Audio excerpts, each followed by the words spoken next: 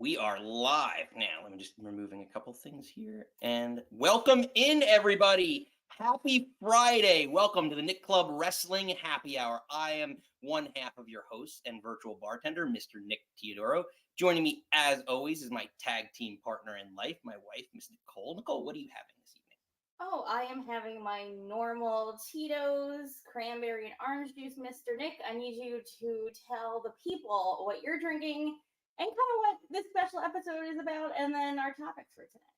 I am drinking a very special Stag's Leap Artemis today. For a very special occasion, it's August 9th. Tomorrow is my birthday, as I like to call it, Nickelmania 37, once in a lifetime.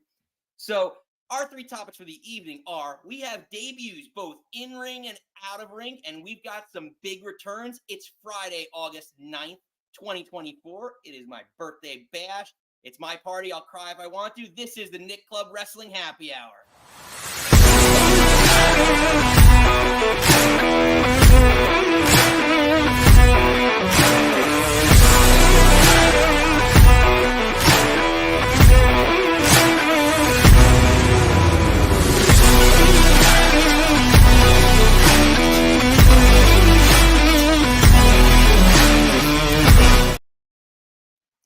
Welcome back in, everybody. As we said, happy Friday, a very special Friday on my own behalf. This is my Friday, if I can say so myself. But Nicole, we get into yet another week, a crazy week of professional wrestling. But what are you thinking this week before we get into all the craziness? Or do you want me to start with Gunther? We can. We've got a lot going on this week. There's a lot of big debuts that happen. So if you missed it, let's see if we can catch everybody up.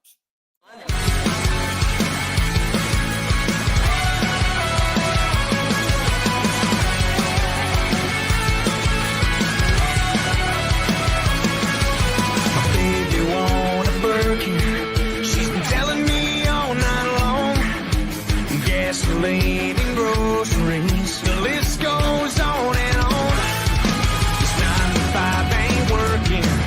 Why the hell do I work so hard? I can't worry about my problems. I can't take them when I'm gone. 1, here comes the 2 to the 3 to the 4. Tell him bring another round when he's ready. 2 stepping on the table, she don't need a dance floor. Oh my, good lord. Someone pour me up a double shot of whiskey. They know me and Jack Daniels got a history. There's a party downtown near Fifth Street. Everybody at the bar getting tipsy. Everybody at the bar getting tipsy. Everybody at the bar getting tipsy. I've been rocking. Welcome back in. So a lot of debuts, a lot to get through. We lead off, we were wrong, but we lead with the new World Heavyweight Champion, Gunther.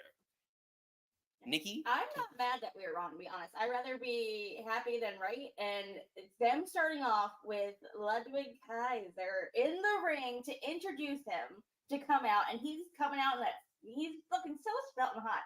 His suit, and he just, again, like, carries, he's that champion. And he looks great. I'm glad they started off with him.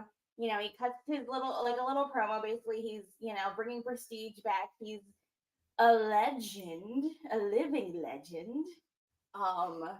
And basically he was like, oh, I don't know, like, what's next or who's next, or he was just kind of like flipping about, like, wasn't worried about like the next challenger. And that's when Randy's music hits. Yeah, so, well, first off to start, just like the whole relationship, it's really nice, like the relationship that Gunther's had with Kaiser over the last, it seems like, decade plus, because I feel like they've traveled the world together. And like that moment that they have where they like hug it out and everything, like that to me, it was just like a nice moment for two really good friends. And it's like, it's almost like back when who was it? Oh my god, Aiden English was the announcer for like Rusev. Like even though nowhere near as good. Yeah, like nowhere near as good a wrestler, I feel like, as Kaiser, but like a similar thing that it's his boy. He got, he obviously,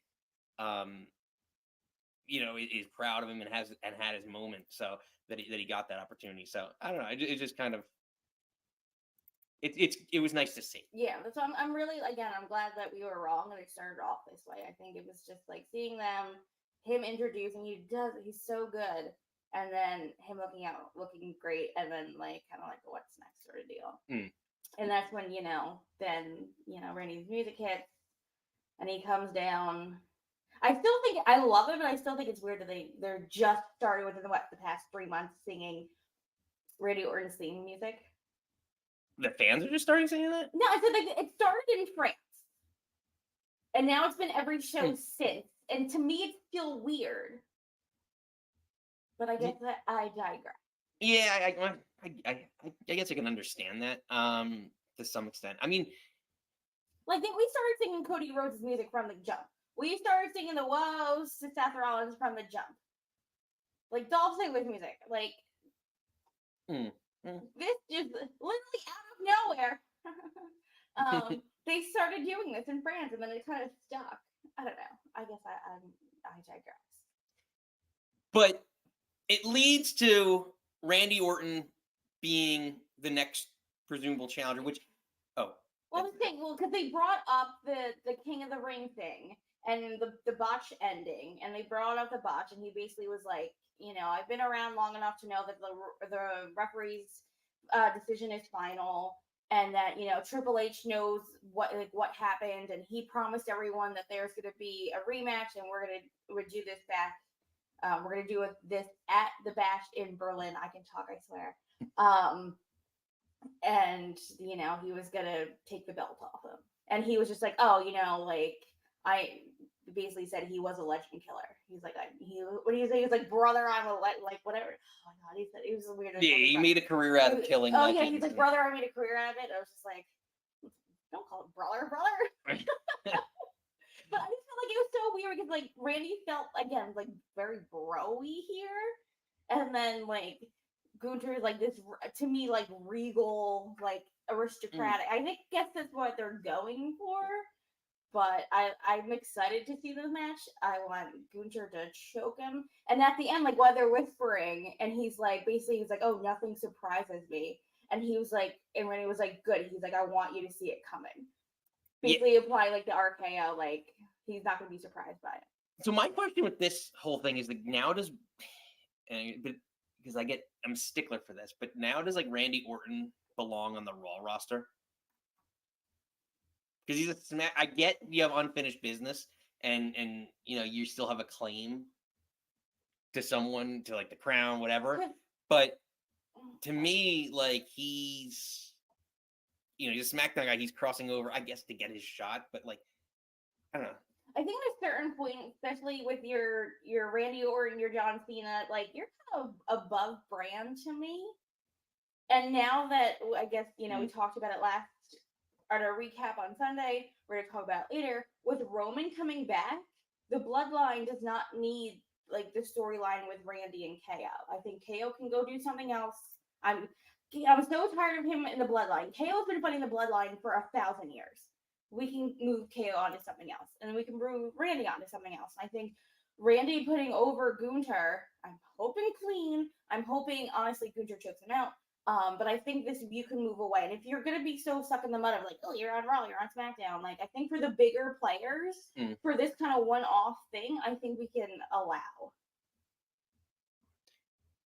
It's fair. It's fair if you're going to elevate him. Like if your plan is again to just have a transitional win for him, I get it. Yeah, like he's 16, whatever he is, 14-time champion. So like I guess he's got that. I think it'd put a lot on Gunther for him. Again, that's why I said this at King of the Ring. Like, it would mean a lot for him to get a win over it. And now, since the other one was tainted, he needs a big, definitive win. And this is why roll-ups and crucifixes and all this stuff gets all... It's 1, 2, 3, clean, flat on the mat. Or choke him out. Yeah. Tap it. Like, I don't know if Randy would tap, but... Again, getting a big win over Randy, I think, will be a thing. And he also was like, your home country. I'm like, he's Austrian. It's like I think Ludwig did it in an interview that he's technically the only German like nationality, like he's more like German person in like Sheamus can't say he's the only Irish person because there's Bailey and Becky and everything. Or right, but he's the only German. I believe he's the only Kaiser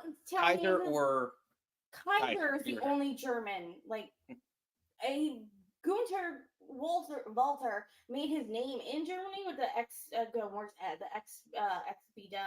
stuff. Or is it was the other one? IPW. I'm just trying to think of Matthew on the Cultaholic Wrestling podcast because he's always talking about how much he loves Walter and whatever that German base. I thought there's whatever.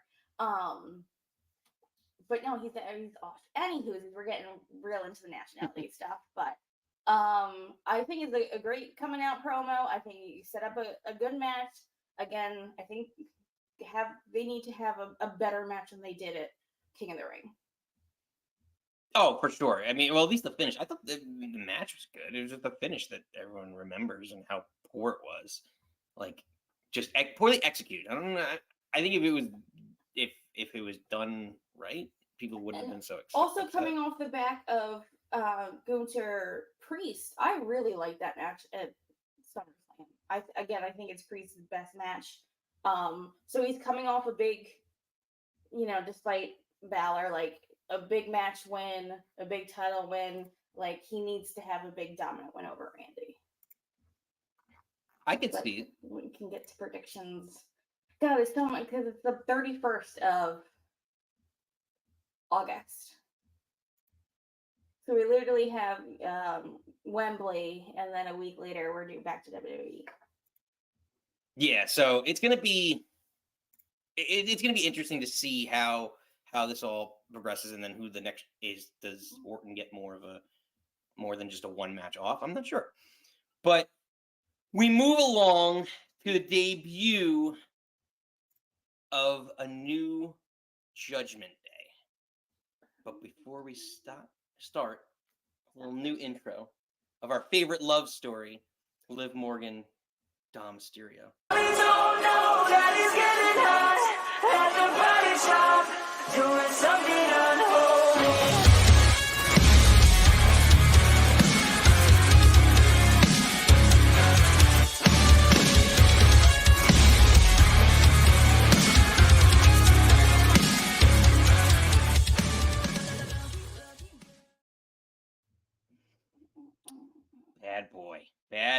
Bad boy. What you gonna do? So we start with Damian Priest coming out hot. The judge, well, Finn Balor and Balor come out and he's like, if you're suffering, it's gonna be at my hands. So come out here so I can beat you up, basically. And then Finn comes on the screen and he's in all purple and all black and all like that's a close, but like when he first came out and basically was just like, you brought this upon yourself. Like the Judgment Day was like no leaders, no like we're all together. And he's like, that changed once you won the title. And then he brought up last SummerSlam how, because again, I feel like they've been on off for so long that like Priest technically cost him the match with Seth last SummerSlam. Yeah, it's good long term story. And then if you go back to way back, but like supposedly Finn and Liv have an alliance to try and get rid of the Judgment Day from the original. Right, and then he winds up joining, and that's when they kick out Edge. Right. So then basically, then he reveals, he's like, oh, this is the new Judgment Day, and they pan out, it's Carlito, and then JD, and then you see Dom, and then Rhea comes in, and he's like all like in her hair, like, Liv, you mean? No, yeah. I'm sorry. They're so confusing all the time. You know what I mean. You know what's happening. But basically, so he's saying like, and then Carlito breaks my heart because I really thought he was gonna be like the good guy and like side with Rhea. But well, there's supposedly more to that story that like if you look like in certain cases like he's been relatively. Well, yeah, because that's what I've been saying. Is like every time he was like, "Oh, where are you?" He's like, "Well, ask Liv." And then there were some spots if we get to the match in 2 seconds. But basically, he was just like, Finn was like, I'm not going to fight you. He's like, I'm going to wait. So you least expect it when you're most vulnerable, and then I'm going to attack. He's like, right now, like someone that deserves it, someone who's worked for it, earned it, and is going to fight you, setting up the match between JD and Priest later on in the evening. My crony's going to fight you, basically. Basically. But how he's sitting and they're all behind them. I heard this theory online that it's like this is going to go on for a little bit, but I think the downfall of this version of Judgment Day is like Finn's going to do the same thing, that like he's going to start acting like the leader. And at this point, with Dom being a sub, and with Liv and like how JD is and Carlito, like he is like, you look at that group and you're like, oh, Finn's the leader. Yeah. When it was like you had Finn, you had Priest, and you had Rhea, and that was the whole thing last year. It was like, who runs the Judgment Day? And there was like no leaders, but like, I don't know, we'll see. But digressing. But basically, then it leads to the match between JD, McDonough, and Priest, and of course, it ends. Everyone's brawling with everybody. So basically, the Judgment Day is like beating up Priest, and then he fights them off. And then he's getting beat up by everybody. And for a second, it threw me off when you showed me the video before. And I was like, who is that? With Dom's hair flowing up and like the more of like the tribally side of his tattoo. Like, who is that? Is that an Uso? Like, who's the newest member of the Bloodline? I forgot, because that tattoo, his tattoo on the other, the Mexican, what is it, Mayans? Whatever, his other tattoo's cooler.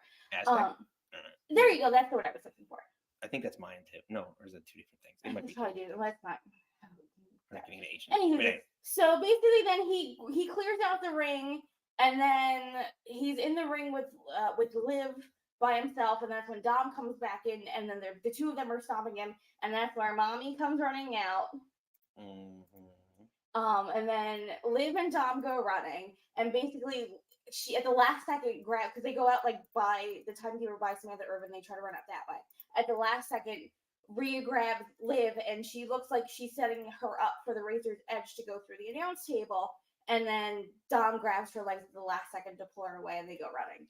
And then she goes into the ring, and in the ring is Priest and JD McDonough. And Priest throws throws JD kind of to Rhea. And he was just like, kind of like, oh, it's her. And then she does her amazing headbutt. And then then he does his move, and then they hug, and they're called the Terror Twins. And I love, like, Rhea and Priest are like really good friends in real life, and there's like all their pictures like at the weddings and all this stuff. So I love that they're like best friends, and they're gonna be like best friends to take out the Judgment Day together. Yeah, no, and they're both gonna look super. Again, two crazy baby faces now. They're both turned. They're both hugging. And I think there's definitely more in the tank to go. They're both going to look super strong with this, because right now there's 4 of them, or 5 of them. Carlito. 4 guys and a girl. Yeah, 4 guys and a girl. So it should make them look. I thought like, you like you were talking about like who's going to even the sides, or like would it be Carlito? Yeah. But I actually think that like I like it better with them, like, because I think Rhea. You mentioned this last week. I really want to see Rhea and Dom have a match. Yes. And like, I don't know, like, Dom should be her step stool to Liv, I think. Yes. And that should just be like her revenge tour. It's like Rhea's revenge tour, getting back the whole thing. That's kind of where I see it moving in the future. But how do you all like this version of the Judgment Day 2.0? Or did you want a new name, a new faction, or is this like, are they going to go by a new name? But it seems like they're going by Judgment Day. I mean, this is really the 3rd iteration. If you're talking, it was originally Edge, Priest, and then they brought in Rhea, and then they were trying to bring in Finn Balor. Then Finn Balor said no, and then he finally joined and Edge beat him or whatever. But then the next week, whatever the pay-per-view that was, the next day or 2 days on Raw, then they kicked out Edge, and then it was the 3 of them. And then she corrupted Dom. Yeah. And then Carlito, and well, obviously JD, because Finn and JD are Irish. Finn trained him. Yeah. Then Dom brought in Carlito. Yeah, I don't know where this group goes. Like, how, like, would it have been better to have a smaller, like, 3-person group with like Liv, I don't know, like Liv, like we were talking about Liv, Finn and JD, and then Dom stays with. I don't know. It's interesting. I think you can keep iteration. this going because I think again, like lugging fashions, I think you can kind of keep it. It's just like an evolution of it, and I'm not. I wouldn't be mad if they still call themselves the Judgment Day. Obviously, I think I said to you off camera. I think Priest needs a new entrance music theme, not by the crap people that they currently use, because it's all rise.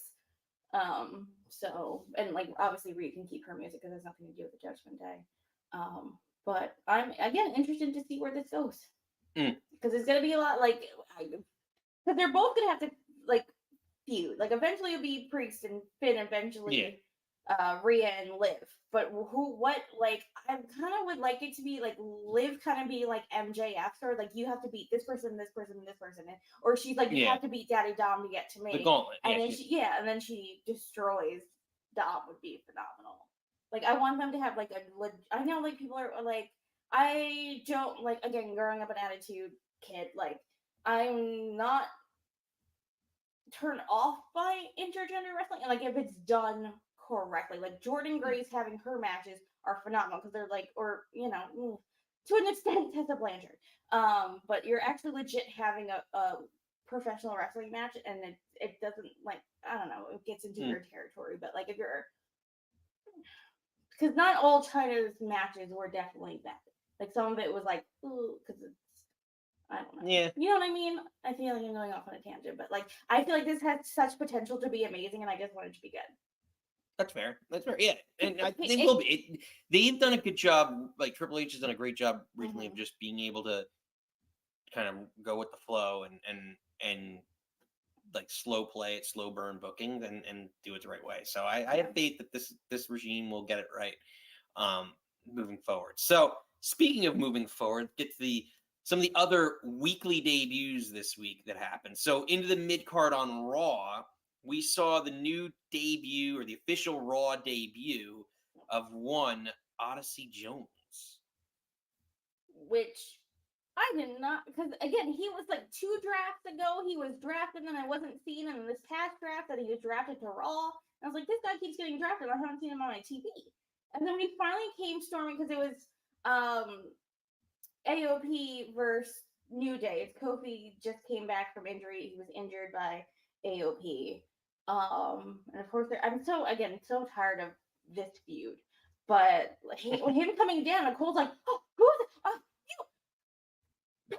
That is. And Pat was like, no, I don't. like it was definitely like a pause. But again, like this move, him like incredible. That's got to be 700 pounds easy. And then he did whatever flying he spun. The Bossman Slam. Bossman did that many twirlies? That seems like a lot.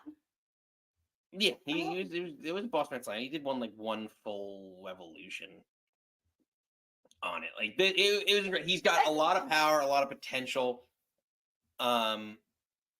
It's interesting.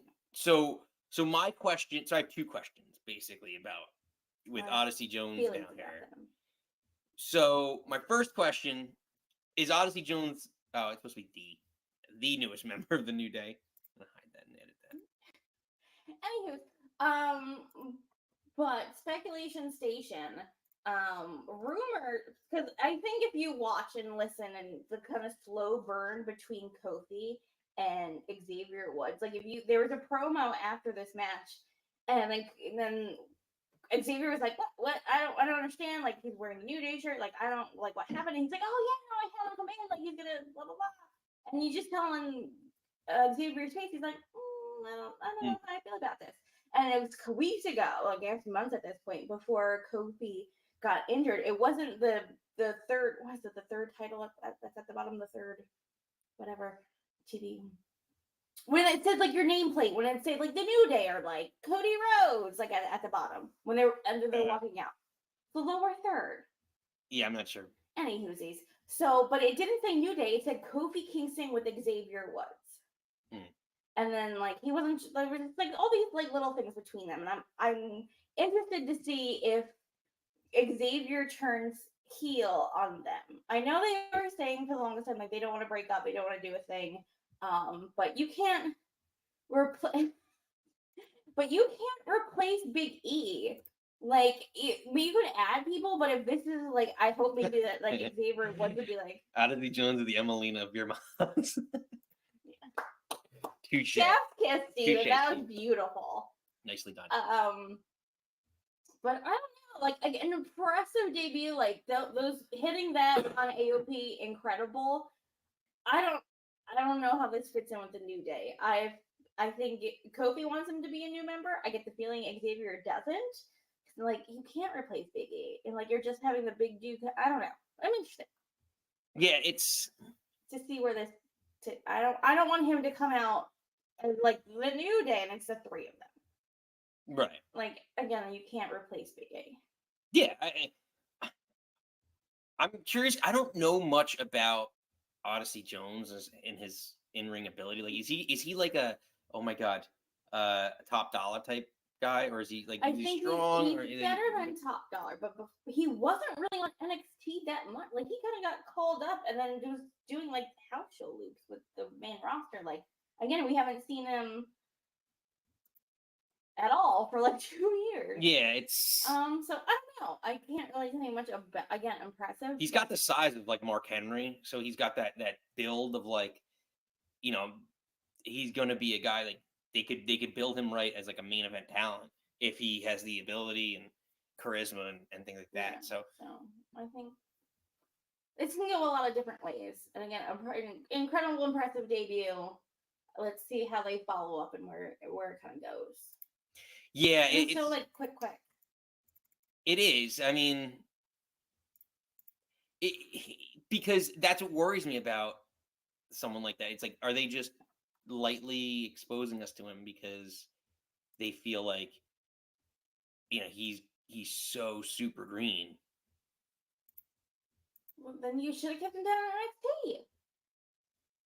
I don't know if you Well, I don't know. Some of these, sometimes you can keep a talent like it's the old school way of booking too. They kept a lot of those talents like hidden for a while. Like I feel like Nash was like that for a long time, where like he was the bodyguard of HBK, and they just kept him, you know, kind of hidden, so to speak, just until he was ready to move. So you could do that. You can hide somebody in there. Speaking of other debuts, just as we get through moving along, we do cover AEW to some extent here when we find stuff newsworthy. We did see the in-ring debut as we transition over before we get to the main event of Raw, kind of mixing it in here. But we did see the in-ring debut of one Kamille, if I can ever get up, on Dynamite on Wednesday evening. Nikki, it was relatively quick match, squash handicap match, but any as we kind of put together the two quick debuts, actual debuts.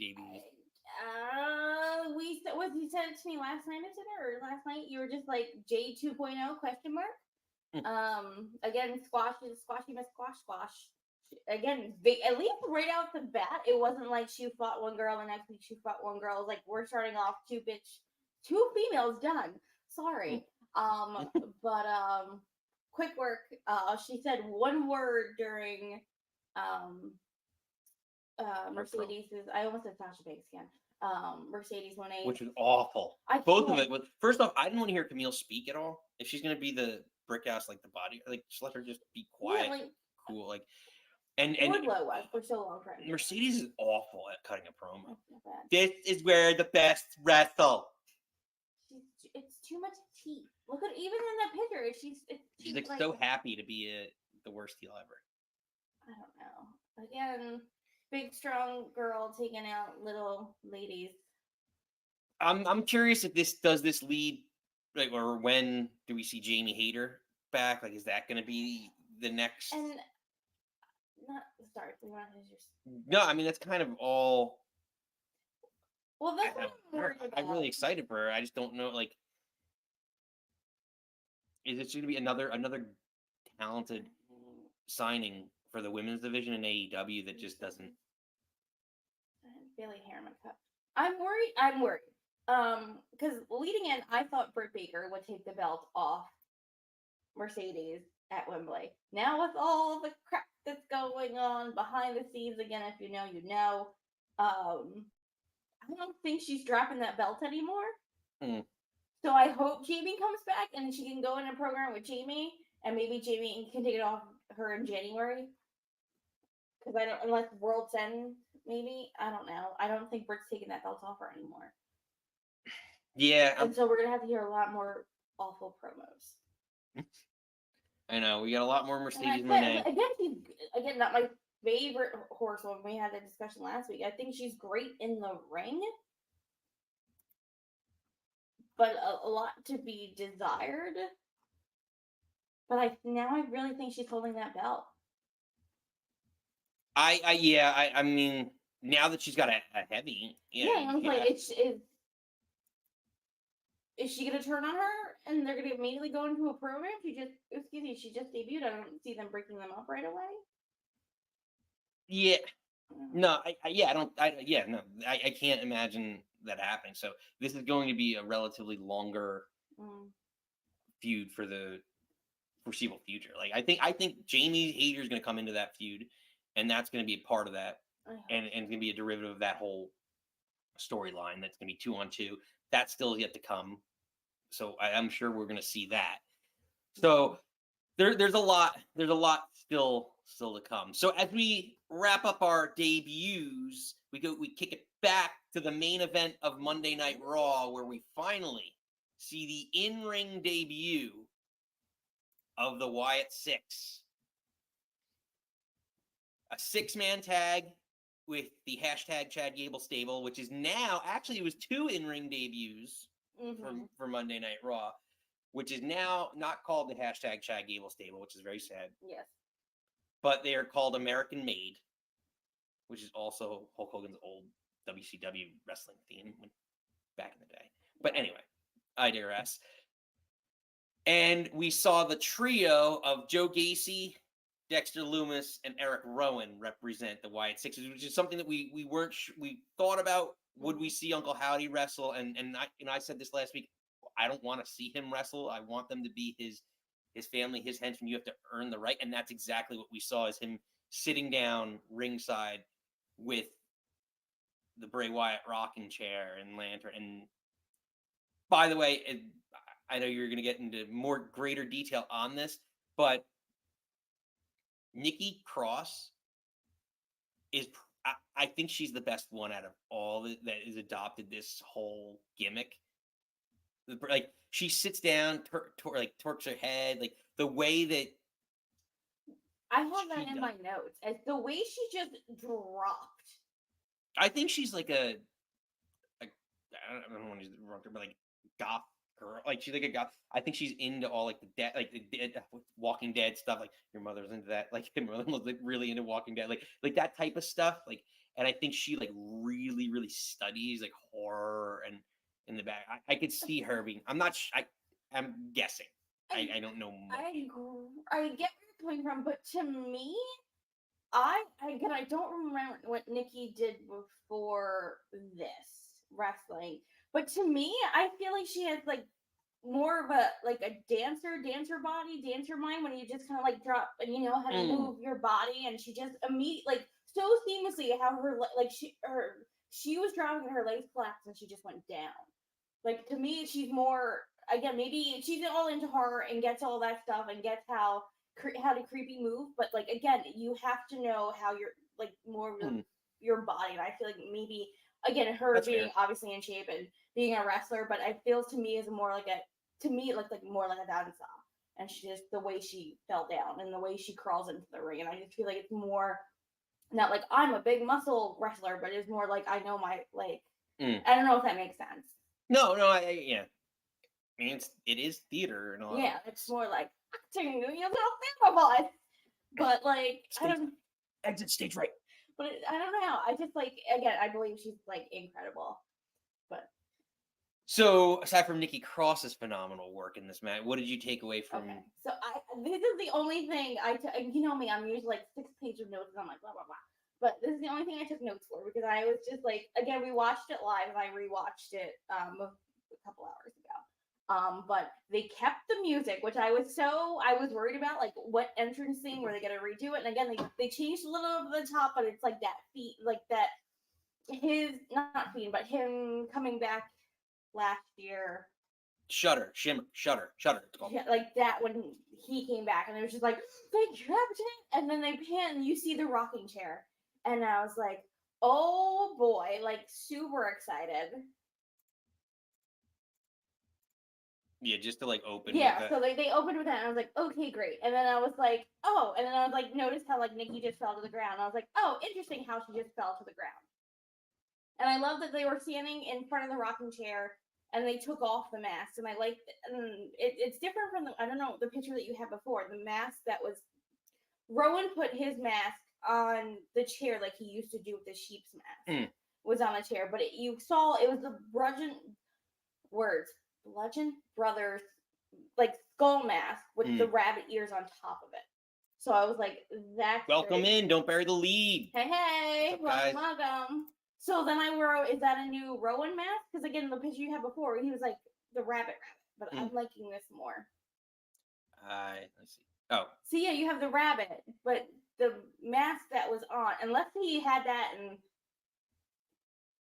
I think it looks the same to me. I didn't notice that. Maybe I don't know. Let's know. Did you see? Is this a different mask? Different mask. Do you believe Nikki, or is Nikki just losing her mind? No, because I love because I get all the callbacks that make my heart happy. That he put the mask on the rocking chair because the sheep's mask was always on the rocking chair. So they get in the ring. American Maid's already there. Brawl. And then they finally like broke up to be like who was gonna start. And then Dexter freaking Loomis like sexy crawls in like he used to do in NXT, and he's like crawling like going after Chad Gable, and Chad Gable was like nah, and then he tagged out. So I'm like loving that. And then also I was really obsessed with his hair. I don't know who Loomis. I don't know if that's his real like. If I was trying to look at the roots or extensions. Yeah, I don't know. Well, all I know is he looks. Let's see if I might have a good one, but he looks exactly like he takes off of Charles Manson, like that. That's yeah. But I don't know, here for it. And also, let's see. I got one of him flying. Yeah, that was the ending of the match. Right, I know. I was trying to skip too far ahead, but. But they were like, oh, don't. Loomis was a tortured artist to get him to know his NXT stuff, and he was like, he's a loner no more. He tags in Gacy, who definitely slimmed down. And then we've had that conversation the last 2 weeks. I was like, I don't remember Gacy wrestling in NXT, or I wasn't watching. I know it was him in the Schism, and him now crawling up under the ring, and him threatening to jump off the building. But he looked definitely slimmed down. And then him doing like, I want to say like the Ric Flair thing, but not the Ric Flair thing. So he like when he jumped into the turnbuckle and flipped upside down, sort of kind of in that call back to how Bray used to do the upside down thing. I was like, great. And they did that at one point, did the handspring thing, and I was like, who is this guy? Like not who I remember remotely, but here for it. And then at one point, giving some love to American Made, that they did that triple moonsault spot, like. Brutus did the standing one, and then they did the one for the second belt, and then the other one did the one for the top. Also great. I know we're more focused on the Wyatt thing, but I am, even though they're not the Chad Gable stable, I think this is going to be good. I think Julius is going to eventually turn and be the good or whatever, but I'm not mad at it. No, they had a really strong moments in here where I wonder if they like put them together with this group because they knew you'd have a good match. But see, the thing that really made me think about this whole situation, is like watching it live. It was interesting to see, like, it seemed like any iteration of the Wyatts, whether it's Dexter and Rowan, Rowan and Gacy, Dexter and Gacy, they had tag team moves out the wazoo, and the Creeds, who have been together longer and are more highly touted in a lot of ways, didn't. And I thought that was really interesting that like they really, really outshined They really did. Like all the power bombs and all. You know, Oh, they just threw Dexter Loomis around like a lot. Like so many like slammed it this way, slammed that way, throw him this way, you're launching that way. Like I agree with you. I guess I have that all in my notes, but I guess clicking that they had more tandem offense than a tag team that's been around that you tell like brothers that have been in IST. I just wonder if that was deliberate to like get them over further. The family. Yeah, like you book it that like listen, this is going to be a legitimate tag team. They legitimately are going to be something like it's they put the regardless of anything moving forward, they put the time in to get to the point like where this is their first showing.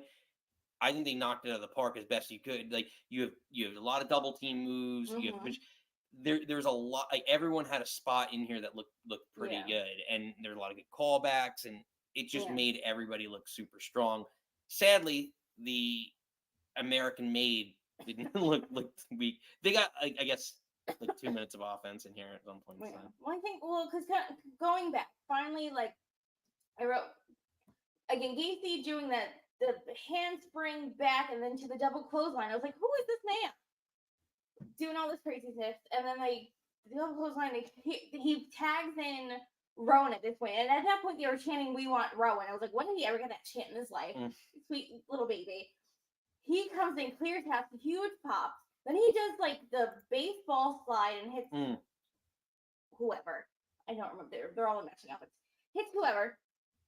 And then he goes back on and then he's back on the apron and he does the Brody, and he does the kiss and then the rolling thing into the ring. I was like, love it.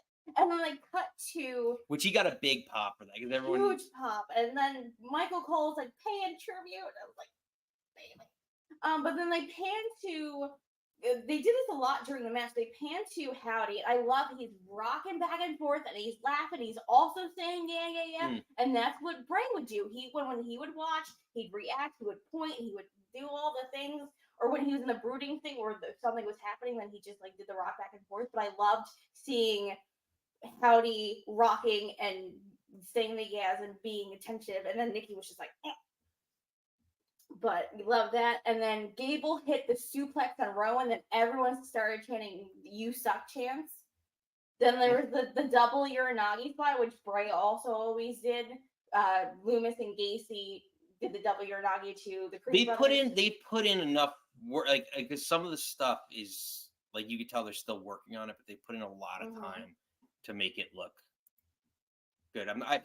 I'm not 100% sold yet on like I like the power bombs. The power bomb to the outside they did, the power bomb, like the pop-up power bomb onto the opponent. Yeah, Gacy did the pop. So the Uranagi spot, then Rowan does the claw choke slam to Gable, and then Gacy power bombs Loomis. Which is a lot cooler than I remember that. Yeah, so he does the power bomb into Loomis. Then Loomis goes up and gets on the top rope, does the splash, and Rowan at the last second pushes him down. I don't know what that really does. Nothing. It's supposed to be like a tag team, a double team, but it's like the power bomb.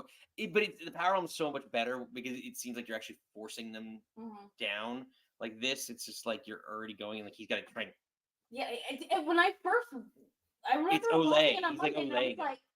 It looked like how quickly it looked like he was like swatting him the other way. It was weird. But again, I was surprised. Again, once Loomis pinned Gable for the win, I thought they would give the win to Rowan, which I'm surprised. Yeah. And I didn't think they would pin Chad. So I don't know what that says, that they're protecting the Creed, but getting Loomis the win. Yeah, I mean probably because he long term he probably needs it more. The one who I think is going to be the breakout star of all is Gacy. I think Gacy's he is the biggest concern with him in NXT. I think was the in ring because he had charisma. He had crazy charisma already, and there was concern about his in ring. He's got really good in ring ability, and he's improved on that tremendously. So I'm excited to see where this goes. So then Nikki, Abby, and how do you get into the ring? He has the lantern. He says, "We're here." They're all celebrating. It's all great. I loved it, but I have to tell you my critiques. What bothered me, and I'm worried about, when Loomis was in there, they said the torture artist stuff. They said he'd loan her no more, but he's like, he believes he's Mercy the Buzzard. And then Gacy comes in and he's like, oh, he thinks he's Huskus the big boy. And then it's like, this is Rowan when he's dressed like a rabbit. And then you're saying, oh, Nikki Abby. And I was like, why is like Rowan? But like these people, like I don't like, because at certain points because Rowan came before. Yeah, but then there's certain points in the match they called him Gacy, and there's certain points that he called him Huskus. And I'm like, I don't like them calling him Huskus. I don't like them calling Loomis Mercy. I think to me they need to stop that. Maybe that's for the first opening match, but I think them saying that, I think he's trying to get it over that that's the character that he's become. I don't know, because like he's lost his mind because they're willing to become that character because they embrace it. That's just my. I don't know. I feel like that could be sticky. Well, I don't know. We'll see. What do you all think of the Wyatt Sicks in debut? Do you like them being called Mercy, Abby? Nikki hates it. I'm kind of all right with it. Nikki, Abby, if you like that. We want to hear from all you. Let's get some comments in here. Oh, he's catching up. I think they're catching up on all the shows. Well, let's catch up on the comments then. Don't barely. Dom and Rhea would be great, and I'm not a fan of intergender matches. They're bad when they're bad, and they're good when they're good. It's that. Yeah. There's a very thin, fine line, and if you find one that's good, it's good, or it could be real shitty. Yeah, it's tough. I am hoping that Triple H can get Rhea and Dom to have a good match. And I think there's obviously better culture, better producers, better everything at WWE right now than it was like when, I'm not going to speak for you, but when Nick and I were growing up and Attitude Era is a little hairy. I'm hoping it'd be better if and when that happens. It will be. It will be. He said another comment too. He thinks the Britt Baker suspensions will work. Well, they worked it.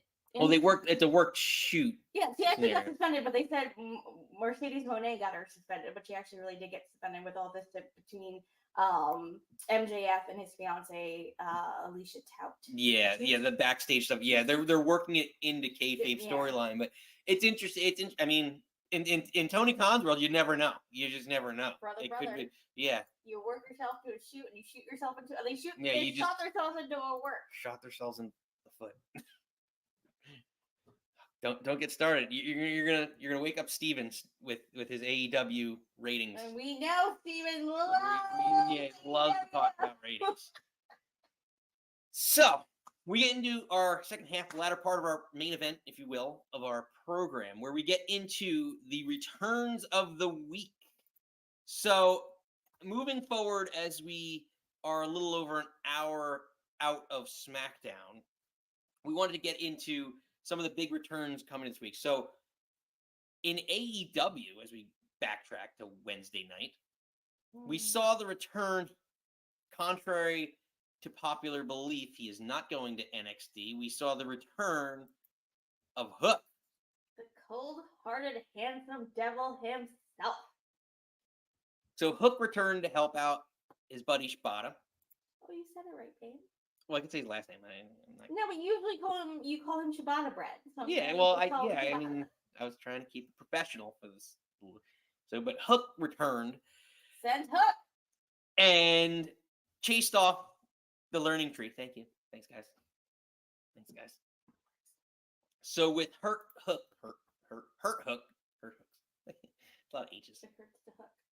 It's like Triple H. Hurt Hook Holmes. Hunter Hearst Helmsley. Hunter Hook Helmsley. No. Hunter Hook Helmsley.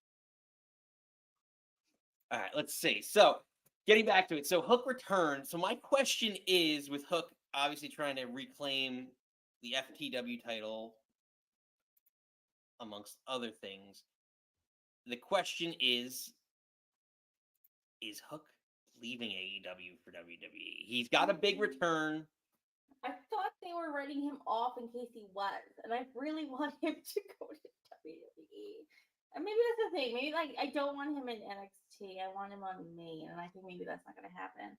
I don't know. I want him to obviously get the belt back, but maybe not. Maybe I like him a lot, and I think he's that's a very much a future star. So maybe NXT is where he needs to be. But I don't know.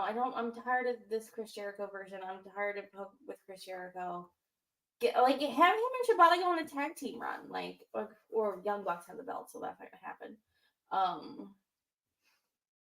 But I don't know. I like him a lot. Again, future star, but maybe again you're stuck in this.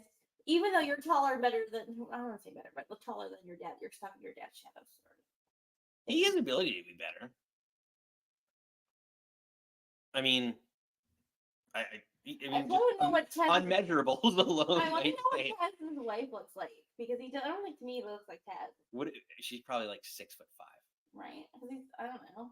Because Taz is like 5. I can't say he's hot because he's never me. He's a very good looking man. So I'm just like, what does his wife look like? And where did he get this from?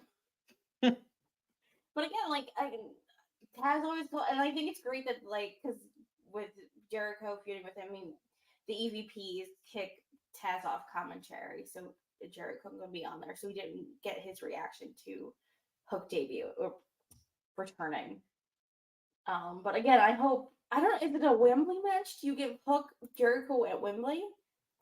Wembley. I always say that weird. My guys. But does he win it back at Wembley? Possibly, Wembley. But who cares? Wembley. It's about the FTW title. I know it's his dad's belt. I know. But this card's gonna be 60. ECW didn't even care about it half the time. Like it was kind of a weird. I don't know. I hope we talked about this. I hope he does because I think he's got a tremendous future that when written and trained the right way. Like I think he's a guy who has a tremendous amount of ability. Could be a main eventer in AEW, but I don't think they're training him the right way. And that's building him up the right way. I agree with you completely. Like him being in those NXT classes. But again, I don't know. We don't hear about it. Like, is John Moxley or Eddie Kingston doing like promo classes? Because that's who Hook should be working with. Hook should be working with Eddie Kingston. Like Hook be like the next Eddie. But well, don't bury the lead degrees. Like a better Speltier, and don't get me started on Eddie Kingston. No, here we go again. But I don't know. Like, are they having those same classes? Are they doing the training? Like, I don't know what that situation is. I hope something happens. We don't hear about it. Yeah, he's to me next to MJF, homegrown AEW talent. He's probably there. Like Ricky, Ricky Starks was up there. Like Darby was up there, but he probably could have surpassed that to a major extent, and they just And I'm sorry, Ricky's going. As soon as Ricky can go, he's going to AEW, going to WWE. Yeah. And that's also the rumors that Lucha Brothers are leaving and going to be in AEW. He'll be NXT champion by 2016. Who's going to be 2016? Oh, sorry, that's 2026. Who?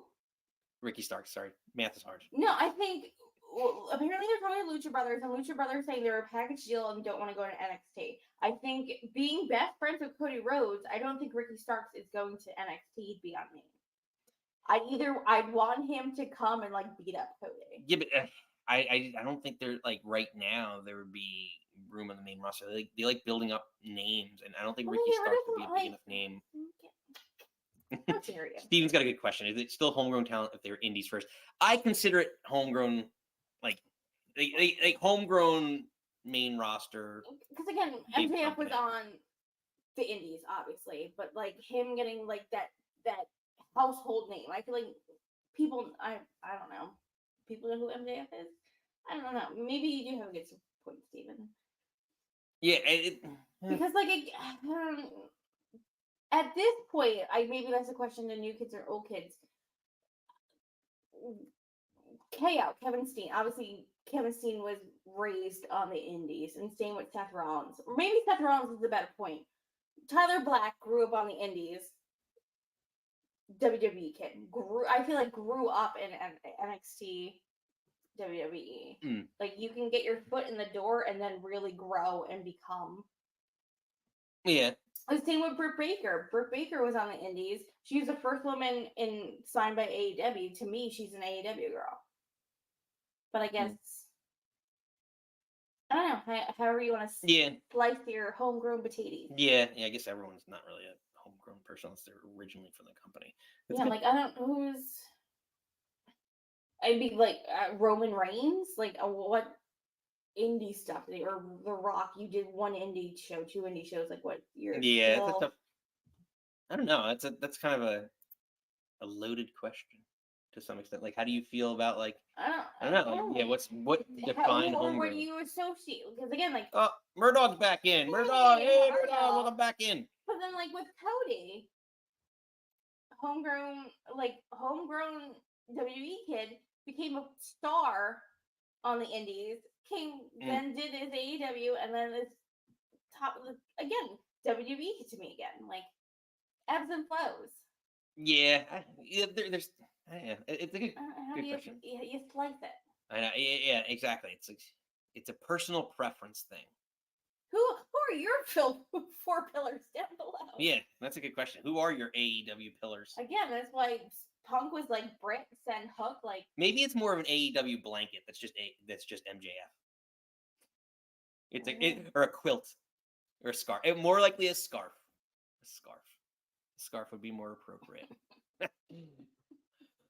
But I don't know. There's a lot going on. There's a lot to think about. I mean, the FTW is normally like kind of like it's known ECW. It's a hardcore title. But I have a nice segue. Speaking of hardcore, we said we're going to throw out a couple new things for Nickelmania 37 once in a lifetime. So if you don't take our word for it, take a fellow Nick's word for it. This is Nick Gage, MDK Jelly, and you're watching the Nick Club Wrestling Happy Hour. MDK all fucking day. Yes! MDK all day. Jersey boy Nick Club telling you to watch the show. It takes a Nick to know a Nick, so we have to do it. So regardless, we figured we'd throw that in there. I wanted to throw it in earlier, but we didn't really have any good opportunities, so we had to. Regardless, we get to the big return as we are a little over an hour out of SmackDown. Tonight, we will see the return of the OTC.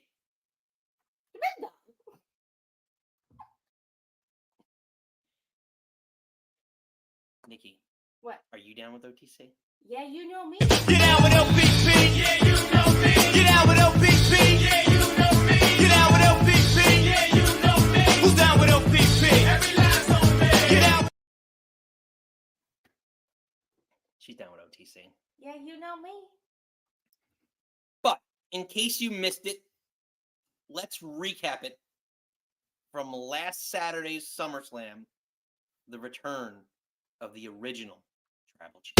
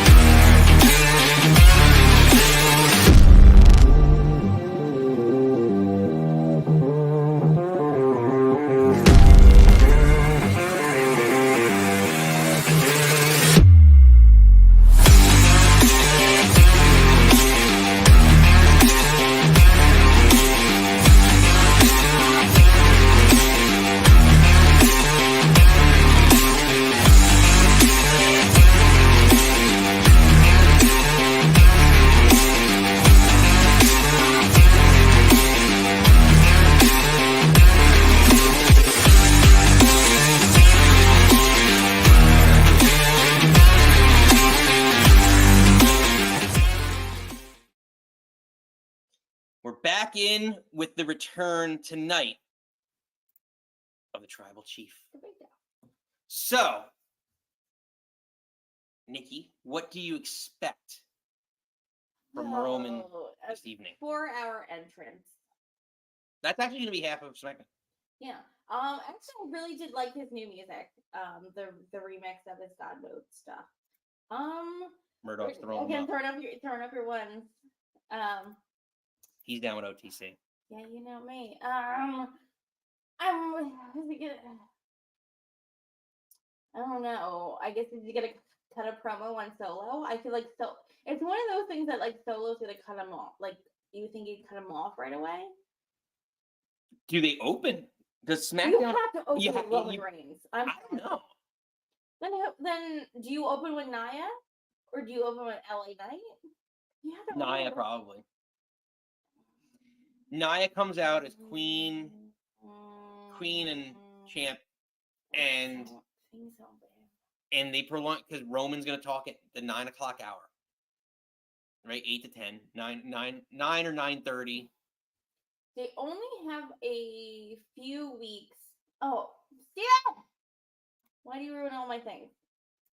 I was right. No, so then he's gonna go on at 9 o'clock.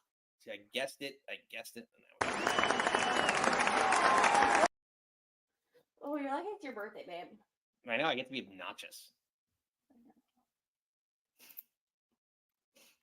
Well, I haven't been that obnoxious in this episode yet. So just to let you know, there's a lot more to come. So I'm sure it's going to go off the rails. Well, I'm just letting you know, if you haven't hit the old Samoan spike on the light, you better.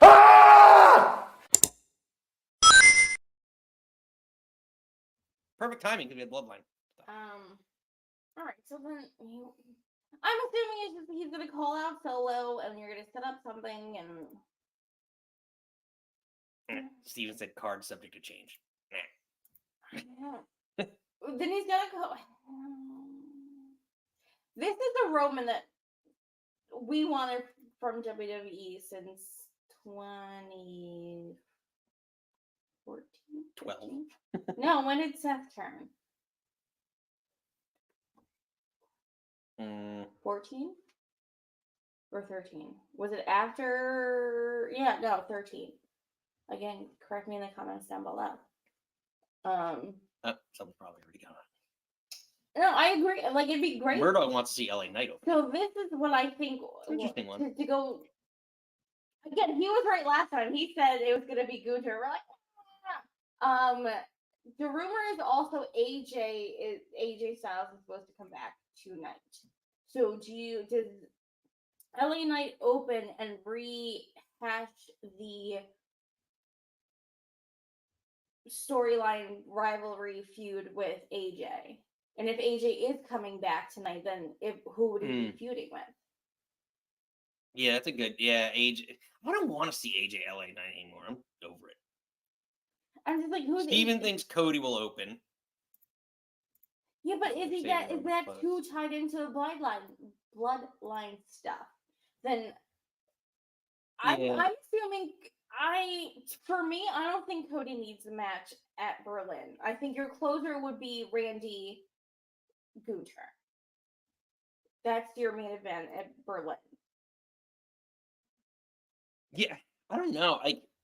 I could like like to your point, is Cody too close to the? Is it going to be like Cody KO versus the Tongans? Cody KO. Yeah, maybe. Like, but still, like, why would you do that? You have much more important family business to discuss, right? Like, I don't know. It's gonna be really interesting to see how this role plays. But I think one of the champions has to. I think it's Nia. I'm pretty sure it's Nia. Too much. You have LA Knight has a new belt. Nia has a new belt. Cody retained, and if your champion of champions is Cody, and then you have Roman Reigns return, and you have a 2-hour show. Like, is it just gonna be like promo fest? And then also Jacob Fatu and Tama have the tag belts now. Or do you start off with Solo coming out with them, and then it's like, oh, then. Or like, could Roman not show up? And then like, then what's main? Is there some like Are they defending the tag belts? Is there a rematch? I don't remember. I honestly don't know what the card is tonight. Is there a rematch with DIY? Yeah, I have to double check. I don't know. But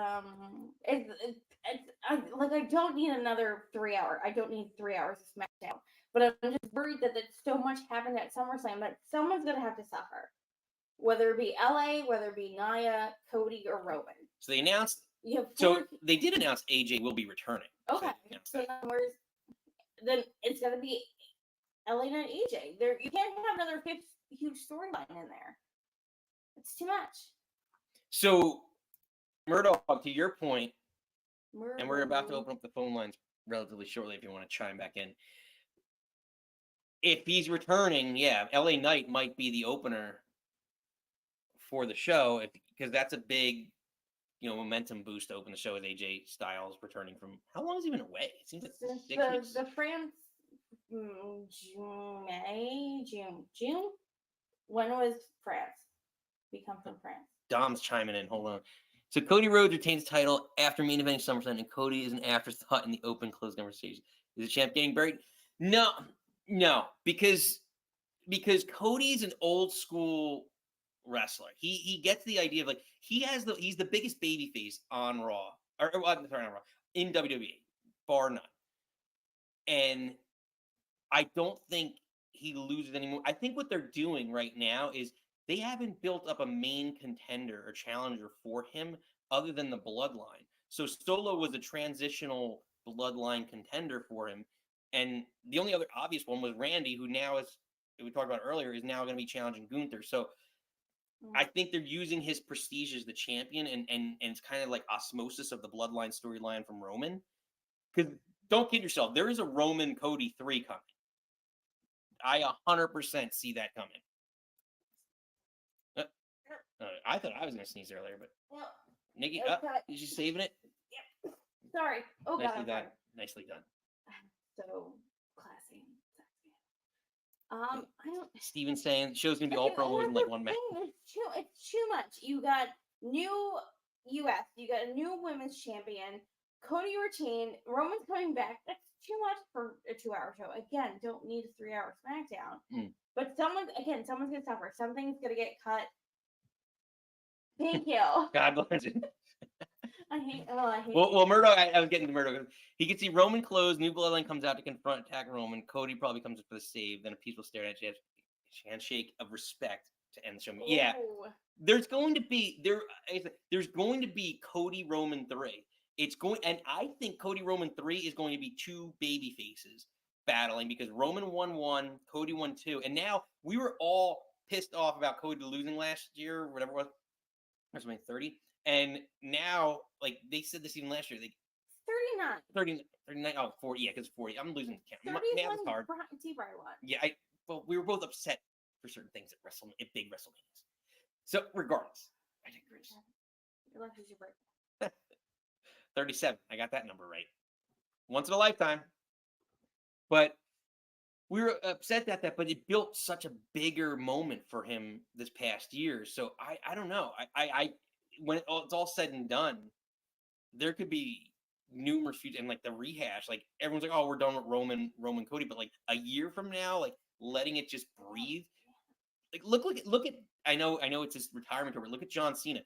Everyone's clamoring CM Punk John Cena should run it back one more time. Like Punk's trying to do that. Like it's to some extent like. There's certain, I don't know. To side note your track, I'd rather see Cena AJ one more time before I would want Cena Punk. That match at Royal Rumble is, I don't think underrated, but I don't think people talk about it enough. Or maybe I want to see AJ Punk. I'm into that too. Yeah, I feel like that's an. I want Punk to be healthy because there's so many matches I want to see. Kojima. There's a lot out there, a lot to discuss. What do you want to see? I mean, there's a lot of potential. There's a lot of new stars building up. What do you expect from Roman tonight on SmackDown? What does Solo do? Cry. I want you to put up the photo. I'm already, Oh my god, it's so good. Like, I had to make a drop of it, but I didn't have enough time. Like, I know he gets kind of crapped on a lot, but like him, the two of them selling that, oh my gosh, so bad. Them selling that, chef's kiss to me. Steven! But I don't know. I think it's gotta be, or does Solo and Roman have a battle for the Ulafala? Is that gonna be a thing? Because It's that its was a own big- title. No, Rock's gonna bring back that. Oh God, I'm sorry for everyone that's new here. The Rock can kick rocks. For the record, just so you know, I like the Rock. Nikki hates the Rock. I'm sorry. Growing up, I was. This is Nikki's face whenever we have the Rock match. Yeah, growing up, I was a DX. I had so many DX shirts as a young child that should not have been wearing DX shirts. I had You just had Chipotle. Yeah, I had the second the Bro Dog shirt. Like all these shirts, I should not have owned. But like the Rock is nothing for me. Yeah, But, I don't know. no, I'd rather see it like again. Like I would. I know I double booked my birthday, so I have to move now to Survivor Series. It should be Roman, the Usos, Sammy versus Solo, the Tongans, and Jacob. That's my Survivor Series. For Nikki, you want it. You asked for it. You're down with OTC. Get out with LPP, yeah, you know me. Get out with LPP, yeah, you know me. Get out with LPP, yeah, you know me. Who's down with LPP? Every last on me. Get out. Every last Ducey is down with the OTC. So, with that being said, are you ready? We're a little over. Well, no, over. We're going to drop it. So, if you all want to chime in, we're going to open up the phone lines here. This is a call-in live stream. New term I actually haven't been using enough, apparently. So, this live stream, podcast, whatever you want to call it, is open every Friday at 6 p.m.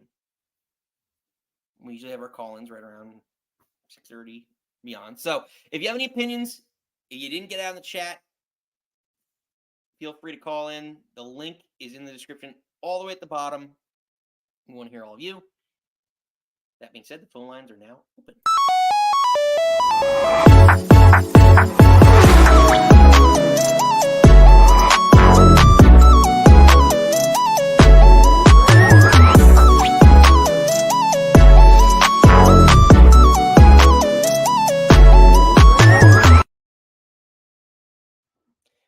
Well, we have a little technical difficulties. Oh, girl, it's the love of my life.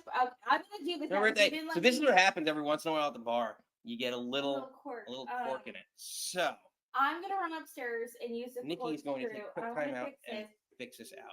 for my. But that Hang being on. said, we're gonna take her off screen. Put me on screen. It's a lot. So, what are you all thinking about this past week? Actually, I got something that could kill a little bit of time. This past week, we actually had four new champions. Actually, there's a comment in here. Let's see. Steven, you need to soak the cork. Interesting.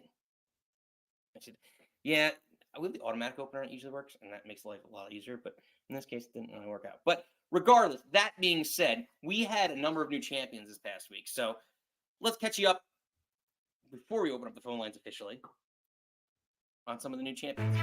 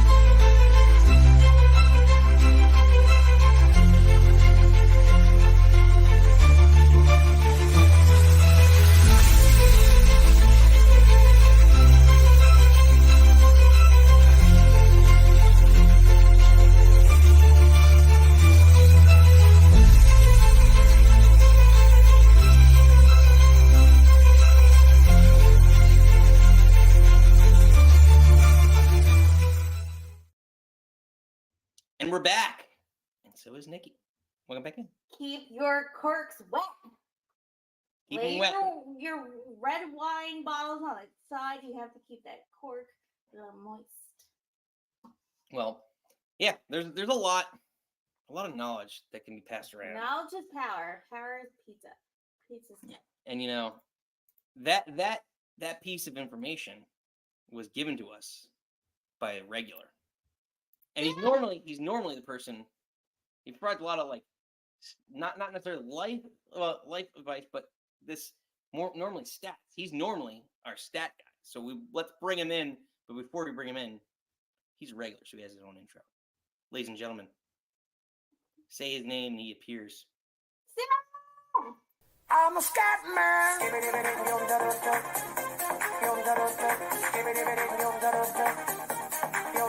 I'm a scat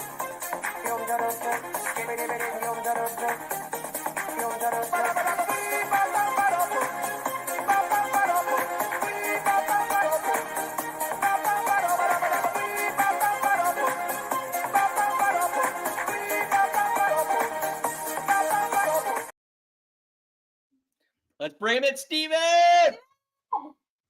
Good evening, gentlemen, ladies. Are you there? Steven, cheers. What are you thinking? What are you drinking, sir? What are you lagooming? Well, I mean, I could go on about the AEW ratings today for the stats, but today, instead of stats, I bring a history lesson. We just lost Kevin Sullivan. Mm-hmm. And my memory of Kevin Sullivan is I remember when not long after Hulk Hogan first won the title over the Iron Sheik and the WWF was breaking really big, a whole bunch of channels were trying to get their hands on shows from all, it was still the time of the territories. And Championship Wrestling from Florida was one of them. And that was the first time I'd seen Kevin Sullivan. And even though I was in my mid-teens, he scared the crap out of me with his devil worshiper cult gimmick. I don't know why, but he absolutely did. I thought the guy was out of his mind, and I knew it was a character. Mm-hmm. And he did some incredible work there, and then lost the edge a bit, but still did a great job when he made it over to WCW later on. Well, I think some of the inspiration, Steve, to your point, some of the inspiration for Dexter Lumis's character is derived off of Kevin Sullivan's. Yes, even going further back, I think he might have been the first major wrestling character to have a supernatural tinge to it. So, it can be argued without Kevin Sullivan, you don't have The Undertaker a few years later. You don't have the Acolytes. You don't have the Wyatt family or the Wyatt Sicks today, and so on. All the derivatives, like how many characters did they create in the 90s to feud with like The Undertaker? Even like Papa Shango. Papa Shango was like, I felt like he was like an Undertaker kind of feud. Like there were so many of those guys over the years that like in the 90s that Vince McMahon and his creative staff would just create for Undertaker that were like darker, like prior to Kane. I feel like he wasn't dark, like Kamala, like all that feuds that he had for like years and years were all like darker characters that had some sick sadistic side to them. Yes, even Waylon Mercy to a degree, if you remember that name. Yep. Yeah. Which is exactly, ironically, well put, Stephen, well played, how this character, Mercy the Buzzard, was created through Bray Wyatt's affinity for that character. Right. And there had to be some direct influence directly to Bray Wyatt, as Kevin Sullivan did have a very big feud with Barry Windham and Mike Rotunda in the Florida territories, And then later on with Mike Rotunda, when Kevin Sullivan formed the Varsity Club, and he was slightly less scary. I mean, that Boston accent was still pretty thick and scary, but I loved it though. But he was something, and he's probably he was probably more influential over time than anybody really thought about before now. And he also really knew what worked, probably more so than other people, when he finally got a chance to dip his toe into booking. Well, I just remember the thing. I remember the Booker Man, the yeah, Pillman. Respect you, Booker Man. There was that, yes. Yeah, but I think that's what I probably like it more. I think maybe watching Dark Side of the Ring and then watching obviously a lot of stuff today because he passed away. Again, rest in peace. But I do agree with like the early Supernatural stuff. But I think personally, I know him more as the Booker stuff in WCW, and then the Legion of Doom. Oh, no, I know what you're talking about. You know it. Oh my God. You gotta kill Hulkamania. He's a Taskmaster. Oh my gosh. The Doom. Oh my God. Not Doom Squad. Steven. Disciples of Doom, I think. No, yeah. Dungeon of Doom. Dungeon of Doom. That's what it is. I thought I said Legion of Doom, and I was like, that's not it. But no, he's certainly one of the great ones that that not too many people really talk about or put him on that level. I mean, he was never known really for 5-star matches or winning world championships, but he still one of the great characters whose influence persists to this day. Got it. Dungeon of Doom. Yep. Dungeon of Doom, yes. Yeah. And they brought in so many. Didn't they bring in John Tenta for that? Yeah, he was the shark guy. Basically, they dressed him like a shark. I know. Tell me I'm wrong. No, they did. That's exactly what I remember. He was like Shark Boy, but he wasn't Shark Boy. He was way bigger than Shark Boy. He was Shark Boy. Mm-hmm. He's the Shark Man who ate the Shark Man. Yeah. I watched the Dark Side of the Ring of the double part of Benoit, the double part of Pillman, and then John Tenta. Which talk about a guy who's like legit company guy. I can't believe how long John Tenta was in WWE, or in the periphery. Golga. I know. Oh, he's so. I know. I know. Anyway, Steven, happy stuff. Give me good stuff. Yeah. Next point, I'd like to think Odyssey Jones was in the arena each and every week the last couple of years, but he just got lost in the hallways like Spinal Tap did. I think he actually, did I make her spit or drink again? Yeah. Steve, how you do this to me every week? Hold on. Okay, good. Then I don't have to say another thing. I've achieved what I set out to do. Oh my God, I couldn't breathe last week. Oh my God, we laughed so hard last week. Maybe, I don't know. Again, a draft. I like to think that he was finding his way. He wasn't just on a journey. You might say he was on an odyssey. Good on But glad he finally found his way. Just somewhere. I don't know. He found his way to Kofi. Which I guess, yeah, like maybe they'll be tag champs in the next 2 months. Your Kofi or Big E 2.0? Is this like? They told him follow the light. Yeah, it's gonna be interesting to see what ends up happening. If you put him in a tag team with Kofi because he's a bigger dude and you can kind of protect him, yeah, I think that's kind of the model for everybody.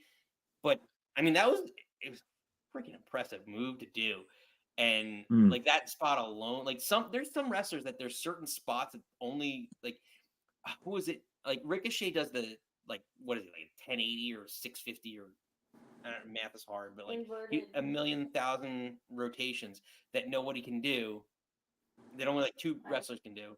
Agree. Murdog's got comments.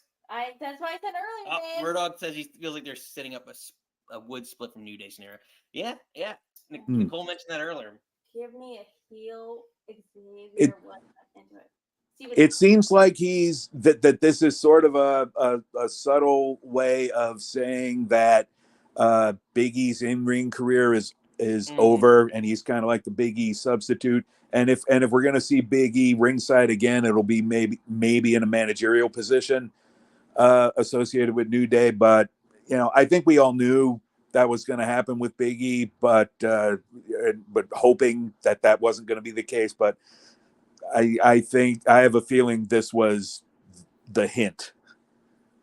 I would love to see Big E replace Booker T on NXT. Would be something. Yeah, it'd I be think better. he's very articulate, can talk, like has more like. He's entertaining. I don't want to.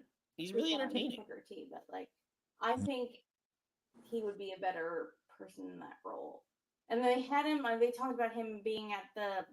They did the scouting and this past SummerSlam, and he's been at other scouting things. And I think they're gonna. I feel like he's like a Jason Jordan sort of thing. Like, you were supposed to be so phenomenal, and stupid things happen, and stuff got cut short. But you're gonna be in this with us.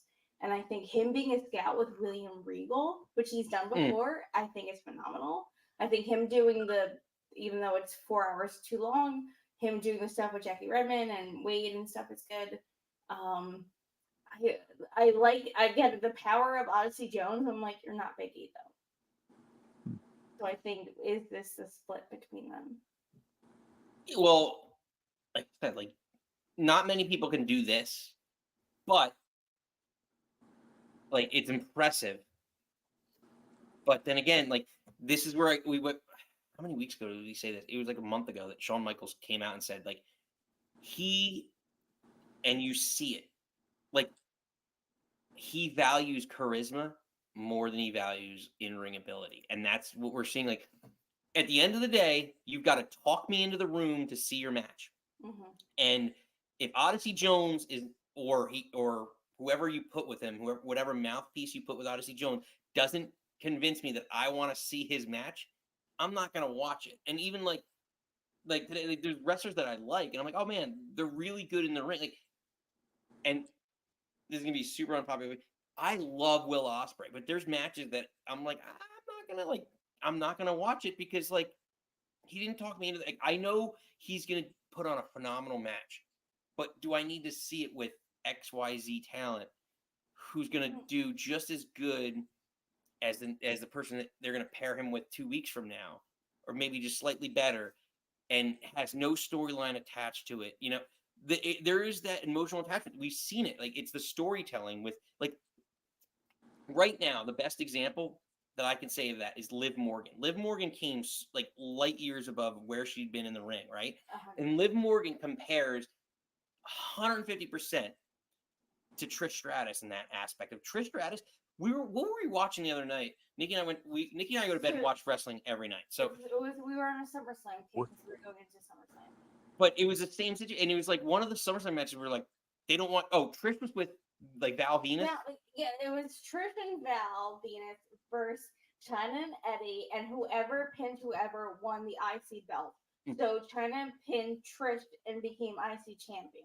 And that was the whole thing. It was like she was like, which again, context everything, and I wasn't paying too much attention to her half asleep, but like how far she's come where you didn't want her to get in the ring because she, again, maybe it was kayfabe storyline, but you didn't want her to lose you the Intercontinental title, to her becoming arguably the GOAT. Yeah, the GOAT women's wrestler. Becky or Lita.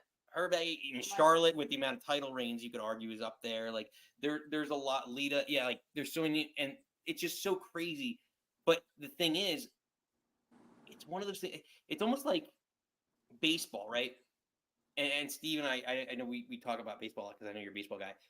And it's one of those things where you look at scouts for baseball, and you know what they always say? Like, I've heard numerous times people say this. Like, yeah, like you want a guy like back in the 90s, I'm a Mets fan. Like Ray Ordonez was great defensively at shortstop. He was phenomenal, would stop all these runs, but he hit 210 or 220, and he didn't get the job done. Now baseball is like, as long as you can hit, I'll find somewhere to place you. Like I'll play you at first base, catcher, left field. It doesn't matter. And the same thing goes for wrestling in the sense of if you are a good talker and you're charismatic, I will find a spot for you on the card, and I will find a way to protect and like to keep you in the limelight, interested in like in the storylines. And that's what helps. I think that's what helps a lot of people is being able to get those reps that make you better in the ring.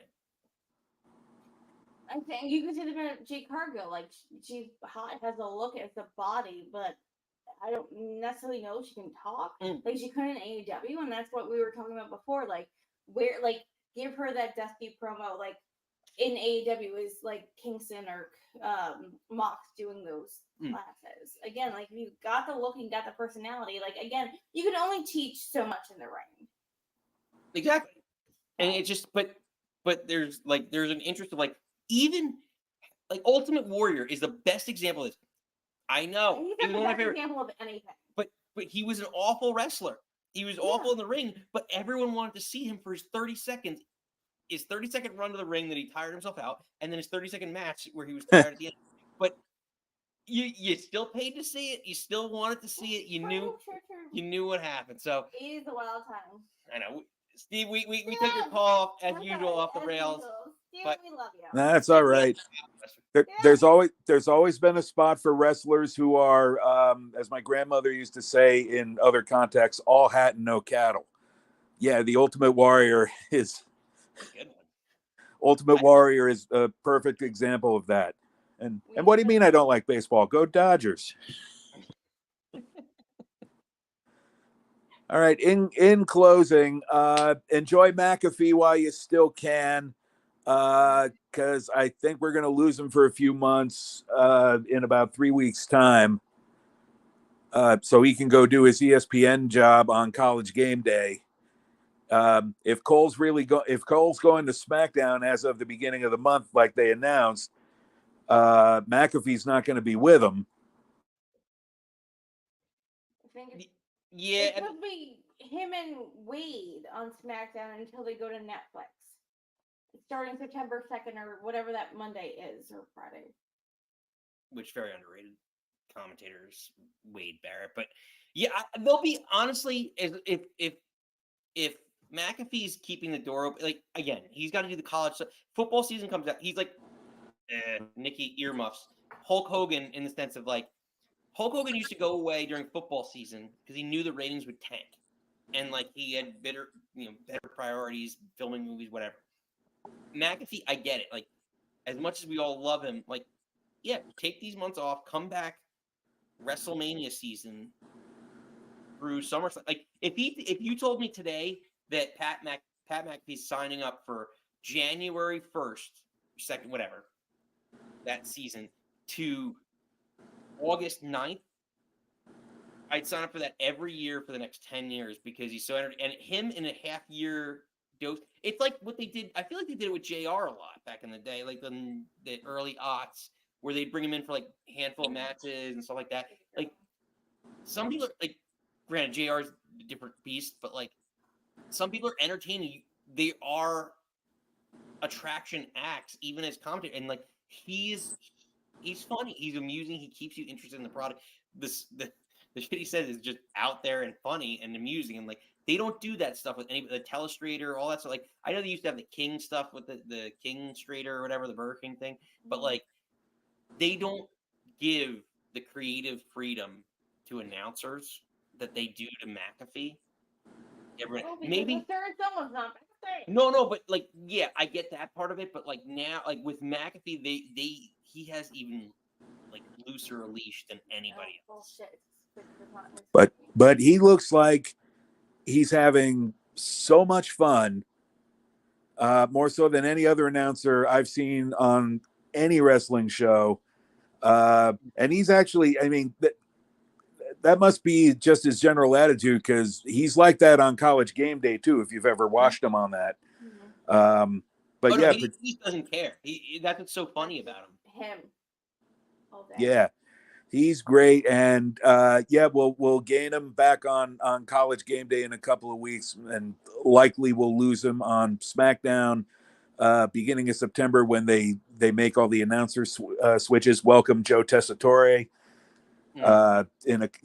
shortly, and we'll see who else makes the cut as far as color commentators. But I don't see why they would get rid of either Graves or Barrett on the main shows. Unless Graves is trying to wrestle. But... Yeah, I would think so. But yeah, that's all I have. Just enjoy him while you have him for the next couple of weeks. Yeah, no, exactly. Like he's a treasure. He really is, and he's someone who adds a lot of comedic value to the show, and it's like by osmosis. He rubs off on Cole, and you see Cole like Dom, like the Dom stuff. He would never brought out the magical Michael Cole. Like once Vince kind of left, or he's been with Pat, like Michael Cole has been this beautiful little butterfly that has just spread his little wings. And like this is again, like us who've been here, like the coal miners and all this bullshit of him being fucking healed, that's terrible. But like him being so happy, and you watch him, he's like jumping, and he's standing, and he's dancing, and he's eating, and I was like, you're finally loving your job again, babe. And I'm just like, well, it's like, I mean, I know he's not there anymore, but like Riddle and Randy Orton, like Orton started like really appreciating, like he's at the stage in his career, he's like, I'm not going to try and screw anyone over, like I want to give back to the business. I enjoy it, and that's just nice about like where they're at. Us being in the workforce, you just have like your work bestie, your work husband, your work wife. You just have like that one person you're like, oh, like I'm doing this because I can only get through this because you're with me. And I feel like these just brought out this beautiful kind of thing. Exactly. Again, that's what I loved when like they did that. I want to call it the Cole cam, like an announcer cam, when like Rhea put her shoulder back in, and you see all three of the guys like, it's like that was never a Vince thing. Like it was like no one gives a poop about what Michael Cole does, and now he's like jumping, he's standing, he's like grabbing Corey, he's grabbing Pat. I'm just like, that's what I like. I want to hear the people excited about what I'm on. Like, I'm getting excited because you're excited. It's like a mutual, like a symbiotic. What's his name? Moro. Oh, yeah, like that's what got you into all this stuff. So, yeah, it's gonna be interesting to see the next. Again, to Steve's point, enjoy it while it's still here. Yeah. While it lasts for now. Hopefully, he comes back in January for distance makes the heart grow fonder. Absence. Heart grow fonder. I'm sure they'll be fine in the meantime. Exactly. Well, Steve, pleasure as always. Gentlemen, lady. You, sir, are cut off. And in that vein, we're going to do the Steve remix to send him out one more time. With feeling.